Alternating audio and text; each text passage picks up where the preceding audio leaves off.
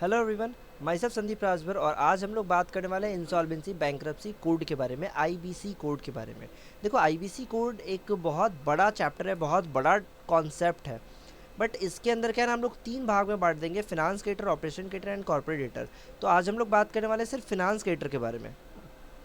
इसके अलावा हम लोग पूरा का पूरा आईबीसी का कॉन्सेप्ट इस वीडियो के अंदर कवर करने वाले कि क्या कॉन्सेप्ट है आईबीसी का, पर्पस क्या है आईबीसी लाने का, आईबीसी काम कैसे कर रहा है। ओके, इन सभी चीज़ों के बारे में भी हम लोग देखने वाले हैं। एक सेकंड बता दूँ। चलो, सबसे पहला क्वेश्चन आता है, आईबीसी इंसॉल्वेंसी बैंक्रप्सी कोड आया क्यों, लाने का रीज़न क्या था। इससे पहले भी बहुत सारे एक्ट थे, सिकरा एक्ट है और भी बहुत सारे एक्ट थे। क्यों, वो सब में क्या दिक्कत है भाई, इसको लाने का क्या मतलब बनता है। रीज़न है ना, और सब में ना टाइम बाउंड उतना नहीं था, वो टाइम बाउंड मैकेनिज्म नहीं था। मतलब वो चल रहा है तो चलते रहेगा, वो लिक्विडेशन होते रहेगा, पैसा रिकवर करा है तो करते रहेगा, मतलब कभी ख़त्म ही नहीं होगा, इतना लॉन्ग प्रोसेस था। आईबीसी का मेन पर्पस था कि काम को शॉर्ट किया जाए, जितना जल्दी से जल्दी हो सके उसको कंप्लीट किया जाए, टाइम बाउंड मैकेनिज्म। क्योंकि देखो, हमारा मेन एम क्या है कि हम लोग फिनांस, जो फॉरेन पर्सन है, फॉरेन कंट्री के लोग हैं, उनको अट्रैक्ट करना चाहेंगे। ऑब्वियस ही बात है, कंट्री में अगर ज़्यादा फॉरेन इन्वेस्टमेंट आएगा, ज़्यादा ग्रोथ होगा। अब फॉरेन इन्वेस्टमेंट कैसे आएगा, अगर फॉरेन इन्वेस्टर को पता चला है कि भाई इस कंट्री में पैसा लगाएंगे तो पैसा वापस मिलेगा ही नहीं, कोई आएगा। तुम किसी को पैसा दोगे, पैसा मिलेगा नहीं मिलेगा, और मिलेगा तो बहुत लंबे समय बाद मिलेगा। कभी पैसा लगाएगा, कोई नहीं लगाएगा। इसलिए हम लोग आईबीसी कोड लेकर आए। ऐसा ये कॉन्सेप्ट इंडिया में पहली बार, पहला कोई नया चीज़ नहीं है, और भी कंट्रीज़ इसको पहले से ही अडोप्ट कर चुकी है। ये कॉन्सेप्ट वर्ल्ड वाइड में बहुत जगह चल रहा है। नाउ पर्पस हमारा क्लियर हो चुका है कि भाई इसका मेन पर्पस ना टाइम बाउंड एक तो पहला था, दूसरा है ना कि कंपनी को रिवाइव करना, ना कि कंपनी को बैंकरप्ट करके कंपनी को मार डालना। कंपनी को रिवाइव करना ज़्यादा मेन पर्पस है। अब कंपनी को रिवाइव कैसे करेंगे, एक ईजी कॉन्सेप्ट से समझते हैं। मान लो आपके पास 100 रुपया है, आप ना 100 रुपया क्या किया, अपने एक दोस्त को दे दिए।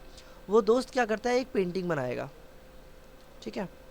एक छोटा सा वो एक पेंटिंग बनाने वाला है, उस पेंटिंग का दाम है 500। ओके, अब ये 100 रुपया आप इसको दे दिए, 100 रुपया का ये सामान खरीद के लाया, पूरा 100 रुपया यूज़ कर लिया और अब ये पेंटिंग बना रहा है। इसने बोला था, इस दोस्त ने बोला था कि भाई मैं तेरे को इस ड्राइंग का जो जो भी पैसा है ना, ये मैं आपको तुमको 10 दिन बाद दे दूंगा। तुमने वो क्या किया, 10 दिन बाद जब हम पैसा मांगने जा रहे हैं, बोले यार पैसा तो अभी नहीं है, क्या कर सकते हैं, पैसा नहीं दे पाऊँगा, ठीक है। अब आपके पास दो रास्ते, या तो आप दूसरे तरीके से पैसा उठाओ, अब जैसा भी आप सोच रहे हो वैसे तरीके से पैसा उठाओ, या तो आप बोलो कि एक काम कर, तुम ये जो पेंटिंग बना रहा है, आपको पता चल चुका है कि ये पेंटिंग जिस पर्सन से कॉन्ट्रैक्ट लिया था, या फिर ये कॉन्ट्रैक्टर फेल हो चुका है, कॉन्ट्रैक्ट नहीं जाएगा, जो भी था। आप बोले एक काम कर, तुम ये पूरा पेंटिंग जो भी बन रहा है ना, मेरे कंट्रोल में बना, ये तुम पेंटिंग बना के हमको दे, हम इसको सेल कर देंगे। तुम उसके पूरा बिजनेस का कंट्रोल अपने हाथ में ले लिए, बोले कि जो भी प्रोजेक्ट चल रहा था वो प्रोजेक्ट अब हम देखेंगे, हम खुद चलाएंगे उस प्रोजेक्ट को, हम देखेंगे, अगर कोई पैसा ज़रूरत है उसको हम लगाएंगे, और सामान चाहिए हम देंगे। ये पेंटिंग को तुम पूरा कर, और इस प्रोजेक्ट को पूरा करने के बाद इसको सेल करवाएंगे। सेल करवा के हम कितना निकाल लिए, मान लो 600 भी पा सकता है, 400 भी मिल सकता है, 200 भी मिल सकता है। जो पैसा हम रिकवर करेंगे, या फिर हो सकता है रिकवर कम हो जाए, कुछ भी पॉसिबल है। अब जो रिकवर होगा उस पैसे से हम अपना क्लेम सेटअप कर लेंगे, एंड फिर तुम अपना बिजनेस जैसा चला रहे थे वैसा चलाते रहना। ये ज़्यादा अच्छा तरीका है ना, उसका बिजनेस भी बंद नहीं हुआ, मेरा पैसा भी मेरे को वापस मिल गया, राइट। तो ये सिस्टम यूज़ करता है आईबीसी कोड। फिनांस क्रेडिटर का अगर पैसा लिया हुआ है, बैंक, फिनांस क्रेडिटर मतलब क्या है, बैंक है, पब्लिक फाइनेंस इंस्टीट्यूट है, ठीक है, शेड्यूल कॉमर्शियल बैंक हो गए, जो भी आरबीआई के साथ रजिस्टर्ड है। अब इनका पैसा लिया हुआ हो, लिए हुए हो, तो इनको डिफ़ॉल्ट कर रहे हो, तो ये तुम्हारे मैनेजमेंट को लेके खुद से उस बिज़नेस को चला के अपना पैसा रिकवर करेंगे। ये एक रफ आइडिया हो गया, एक बेसिक कॉन्सेप्ट हो गया। नाउ फिनांस क्रेडिटर आईबीसी के अंदर 3 सेक्शन है। एक है फिनांस क्रेडिटर के लिए, जो कि हमारे बैंक हो गए, फिनांस इंस्टीट्यूट हो गए, ठीक है। Operational creditors, workmans, employees dues. Corporate debtor itself section number 10 के अंदर आता है। कॉर्पोरेट डेटर खुद भी चाहे ना कि हम डिफ़ॉल्ट कि हम पैसा नहीं दे पाएंगे, तो वो जा सकता है आईबीसी के में, देखो भाई हम पैसा नहीं दे पाएंगे, आओ मेरा कंपनी को अपने हिसाब से देख लो क्या करना है, हमसे पैसा का उम्मीद मत रखो, सिंपल। नाउ जैसे ही फिनांस क्रिएटर का पैसा आप डिफ़ॉल्ट करते हो और वो डिफ़ॉल्ट 90 दिन से ज़्यादा का हो जाता है, वो एनपीए डिक्लेयर हो जाता है, that is non performing asset. Bank के लिए क्या है, आपका जो पैसा है वही तो उनका एसेट है, उस एसेट पर उनको कुछ रिटर्न नहीं मिल रहा है, वो एसेट किसी कोई परफॉर्मेंस नहीं दे रहा है, नॉन परफॉर्मिंग एसेट बन गया। अगर वो नॉन परफॉर्मिंग एसेट आपका 1 करोड़ से ज़्यादा है, मतलब आपने 1 करोड़ से ज़्यादा का डिफ़ॉल्ट किया है, तो आप चले, ये फिनांस क्रिएटर के पास पावर है, वो अंडर सेक्शन 7 आईबीसी में आपको घसीट सकता है। हाँ सॉरी, अंडर सेक्शन 7 वो आपको घसीट सकता है। नाउ अब अगर अंदर घसीटना है तो वो क्या क्या करेगा, वो कॉन्सेप्ट क्या है, वो प्रोसीजर क्या है, उसके बारे में देखते हैं। एक फॉर्म 1 फाइल करेगा, 25,000 रुपीज़ का फीस है, एविडेंस देगा कि क्या क्या सच में डिफ़ॉल्ट हुआ है, डिफ़ॉल्ट एग्जिस्ट करता है, इस बात का एविडेंस देगा, और एक आरपी के रेजोल्यूशन प्रोफेशनल का नाम बताएगा, ठीक है, जो एज अ आईआरपी के रूप में काम करेगा। अब जब हम लोग एप्लीकेशन करेंगे ना एनसीएलटी के पास, मतलब जो बैंक है उसने एप्लीकेशन किया एनसीएलटी के पास, तो एनसीएलटी के पास 14 दिन का टाइम है। ये देखो, ये रिकमेंडेटरी टाइम है, मैंडेटरी नहीं है, वो 14 दिन से ज़्यादा टाइम ले सकते हैं। ओके, अब तुम गवर्नमेंट को नहीं बोल सकते कि आपने काम नहीं किया, क्यों नहीं किया भाई, रिपोर्ट दो, नहीं कर सकते। वो कर सकते हैं आपके अगेंस्ट में, आपको 30 दिन का टाइम था, आपने क्यों नहीं किया, विद इन 14 डेज, एक्ट में लिखा है 14, मतलब 14 मान के चलेंगे, वो क्लेम को वेरीफाई करेंगे, क्या सच में कोई क्लेम एग्जिस्ट करता है, हाँ या ना। इफ़ इट एग्जिस्ट, क्लेम या तो एग्जिस्ट करेगा या नहीं, अगर एग्जिस्ट करता है तो वो बोलेंगे कि एक्सेप्ट करने के बाद वो बता देंगे, डेटर को भी बताएंगे और क्रेडिटर को बताएंगे, मतलब कंपनी को भी बताएंगे और बैंक को भी बता देंगे कि भैया हाँ क्लेम है आपके ऊपर, अब आईबीसी का ये सेक्शन चलेगा। या तो रिजेक्ट कर देंगे, और रिजेक्ट करेंगे ना तो एक बार रेक्टिफिकेशन का ऑप्शन देते हैं, आप एक बार रेक्टिफाई करो, कोई रीज़न बताएंगे ना, रीज़न के साथ रिजेक्ट करेंगे। आप एक बार रेक्टिफाई किए, अगर अप्रूव हो गया तो फिर ठीक है, अप्रूव नहीं हुआ तो भैया आप जाओ, रिजेक्ट हो गया, ये एक्सेप्टेबल नहीं है। क्लियर। नेक्स्ट, जैसे ही ये चीज़ एक्सेप्ट होगा ना, जैसे ही आप आईबीसी के अंदर ये चीज़ एक्सेप्ट करवा लिए, NCLT national company law tribunal ने एक्सेप्ट कर लिया, मोराटोरियम पीरियड स्टार्ट हो जाता है। What is moratorium period? इस पीरियड के बीच में ना कोई भी केस कंपनी के अगेंस्ट नहीं हो सकता। वरना सोचो, एसबीआई बैंक अगर ये आईबीसी के अंदर जा रहा है, एक्सिस बैंक, कोटक महिंद्रा और अलग अलग बैंक से उसने पैसे लिए रखे हैं, वो सब बैंक तो फटाफट दूसरे कोर्ट में जाके केस फाइल करके बोलेंगे मेरा पैसा दो, मेरा पैसा दो, हो जाएगा ना, मल्टीप्लिसिटी ऑफ केसेस हो जाएंगे। ये चीज़ ना हो, इसलिए मॉरेटोरियम का कॉन्सेप्ट है कि केस बढ़े ना, सब कुछ स्टे लग जाए, कुछ भी नहीं होगा कंपनी में, सब कुछ रुक जाएगा, जहाँ है वैसा रुको। पब्लिक अनाउंसमेंट हो जाएगा कि भाई अब ये कंपनी इस सीआईआरपी प्रोसेस के अंदर जा रही है। आईआरपी का अप्रूवल, जो आरपी को नाम अपने अप्रूव कर आपने भेजा था, जिस आरपी ने एप्लीकेशन किया था, अगर उसके ऊपर कोई डिसिप्लिनरी एक्शन नहीं चल रहा है, सब कुछ ठीक है, तो वो अब एज अ आईआरपी काम करेगा, वो आईआरपी के रूप में परफॉर्मेंस अपना स्टार्ट करेगा। अब यहाँ से हमारा सीआईआरपी प्रोसेस स्टार्ट होता है 180 दिन के लिए। इन केस कोई रिजनेबल सफिशिएंट ग्राउंड है तो 90 दिन का एक्सटेंशन आपको हार्डली मिल सकता है। एक्सटेंशन वो भी मैंडेटरी नहीं है भाई, मिल सकता है। नाउ जैसे ही आईआरपी अपॉइंट हो गया, अब ये आईआरपी क्या करेगा, आपके बोर्ड ऑफ डायरेक्टर्स जितने बोर्ड है ना, उनके पावर को बोलेगा आप लोग एक काम करो, आप लोग तो कुछ कर नहीं पाए, कुछ प्रॉफिट दे नहीं पाए हमको, अब आपको कुछ करने का ज़रूरत भी नहीं है, अब आप आराम करो, घर जाके सो जाओ, अब कंपनी को देखेंगे हम। ये अभी कंपनी के एक्शन, जो भी कंपनी का काम है वो देखना स्टार्ट करेगा। सबसे पहला काम ये क्या करेगा कि भैया क्लेम्स मंगवाएगा। एक काम करो, सब लोग अपना अपना क्लेम भेजो, जिसका जिसका क्लेम है, क्लेम का लिस्ट बनाएगा, ये एक लिस्ट करेगा, कितना एसेट है, क्या लाइबिलिटी है, क्या कंपनी का अपडेट है, क्या स्टेटस है, वो देखेगा। ठीक है, ये दोनों चीज़ को वो क्या करेगा ना, इन्फॉर्मेशन यूटिलिटी पे अपलोड कर देगा। Information utility IBBI, insolvency bankruptcy board of India का एक डेटाबेस है, जहाँ पे वो सारा इन्फॉर्मेशन कलेक्ट करके रखते हैं। ठीक है, दूसरा सबसे इम्पॉर्टेंट काम इस आईआरपी का होता है कंस्टिट्यूट सीओसी। सीओसी को कंस्टिट्यूट करना, कमिटी ऑफ क्रेडिटर को कंस्टिट्यूट करना आईआरपी का सबसे पहला धर्म है, और यही काम कंप्लीट करने के बाद आईआरपी ख़त्म हो जाता है। जैसे ही ये कंस्टिट्यूट कर दिया, अब इसके अंदर होते हैं क्या, ऑल फिनांस क्रेडिटर। अभी देखो यहाँ पे भी कुछ कॉन्सेप्ट आता है कि अगर फिनांस क्रेडिटर ना हो तो क्या होगा, वो कॉन्सेप्ट टेक्निकलिटी हो गया, अब अंदर घुसने का बात हो गया। ठीक है, नेक्स्ट क्या आ जाएगा, अब जैसे ही सीओसी कंस्टिट्यूट हो जाएगा, सीओसी कंस्टिट्यूट होने के बाद सीओसी का फर्स्ट मीटिंग होगा।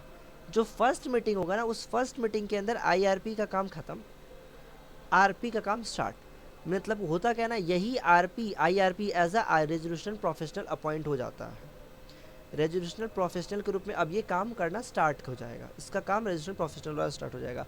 अगर इन केस अगर कंपनी चाहे, अगर सीओसी चाहे कि नहीं यार इस आईआरपी को नहीं रखना है, किसी और बंदा को अपॉइंट करना है, तो इसको घर भेज के वापस से नया आरपी को भी आप अपॉइंट कर सकते हैं।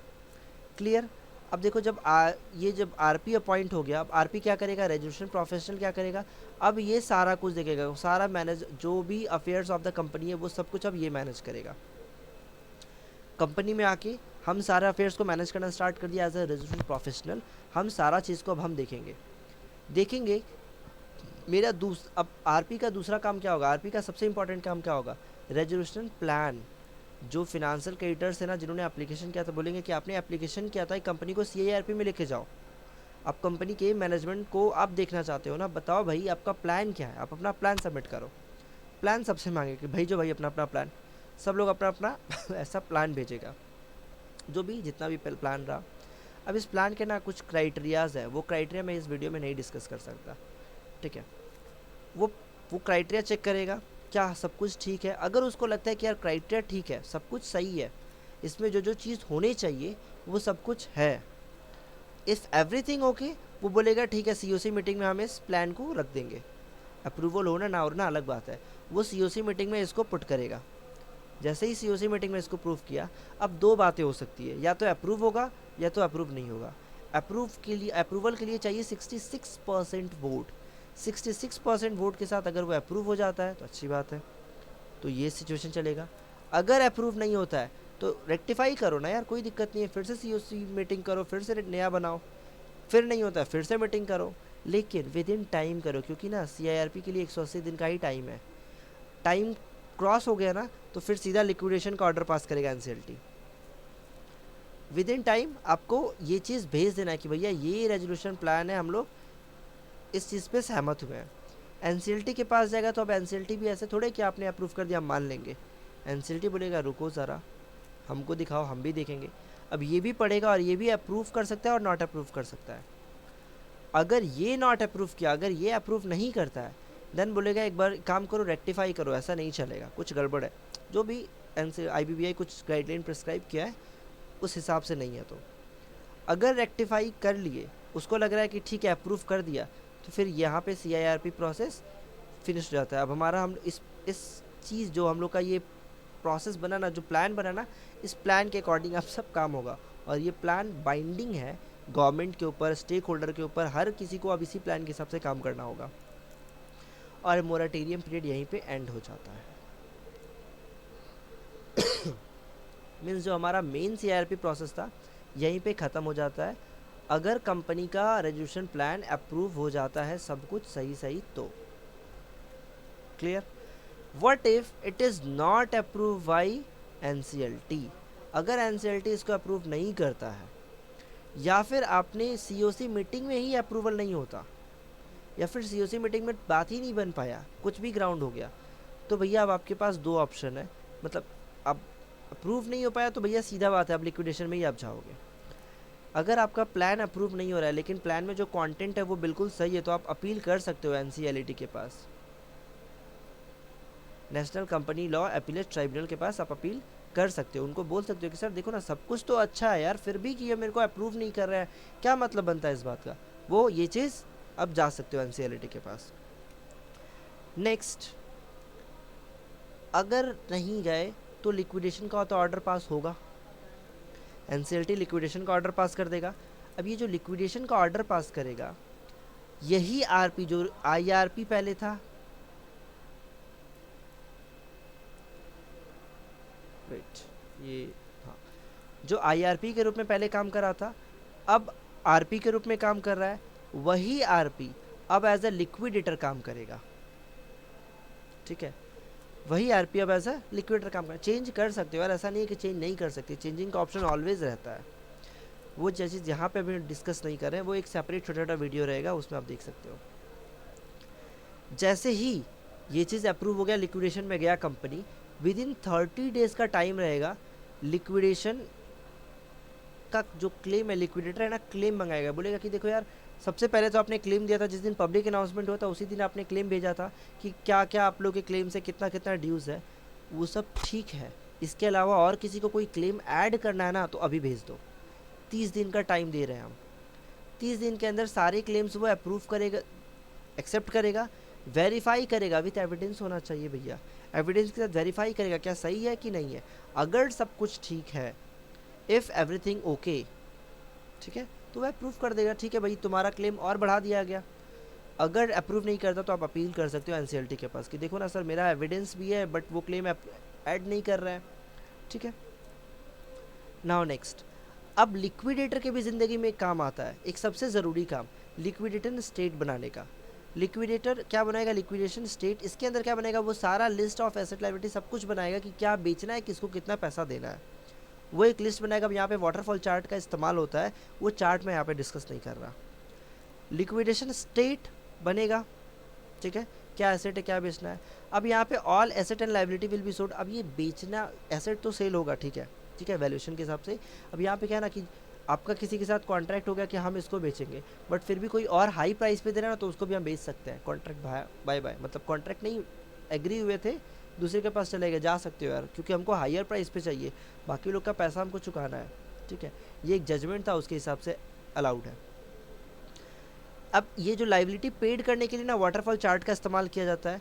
अब लिक्विडेशन एक्सपेंस पहले पे होगा, फिर बहुत कुछ है उसके अंदर, ठीक है, वो एक सेपरेट वीडियो में डिस्कस होगा।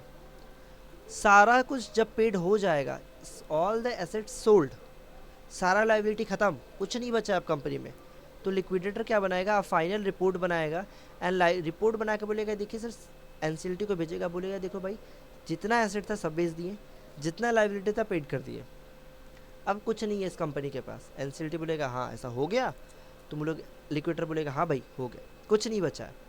वो क्या बोलेगा, ठीक है, तब ये पास कर देगा ऑर्डर फॉर डिसोल्यूशन की, कंपनी डिसॉल्व हो गई, कंपनी ख़त्म, कंपनी अब नहीं है। जो ऑर्डर पास हो गया ना, ये ऑर्डर आरओसी के पास भेज देंगे आईएनसी 28 के अंदर। अब आईएनसी 28 के अंदर जैसे ही आरओसी के पास भेजेंगे, आरओसी अपने मास्टर डेटा से आपका नाम, उस कंपनी का नाम रिमूव कर देगा एंड यहीं पे आ जाता है हमारा पूरा का पूरा प्रोसेस ख़त्म। मीन्स ये प्रोसेस स्टार्ट हुआ, फिनांस क्रिएटर जो था, फिनांस क्रिएटर, उसने सबसे पहले एक एप्लीकेशन किया कि भाई मेरा पैसा मेरे को नहीं मिल रहा है। वो एप्लीकेशन वहाँ से स्टार्ट होके अगर अप्रूव हो जाता तो भैया अप्रूवल के बाद क्या होता, उस प्लान के अकॉर्डिंग काम करते, बट वो अप्रूवल नहीं हुआ तो हम लिक्विडेशन तक पहुँच गए।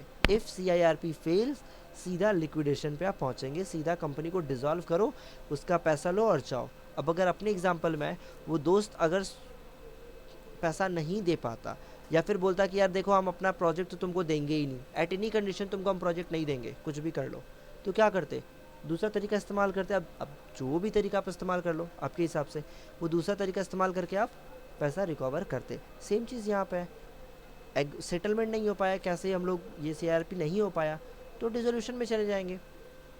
That was the entire concept of IBC का सेक्शन 7 से रिलेटेड, मतलब फिनांस क्रेडिटर का पूरा पोर्शन उन्होंने एप्लीकेशन किया, CIRP अप्रूव हुआ, अगर नहीं अप्रूव हुआ तो लिक्विडेशन तक पहुंच गया।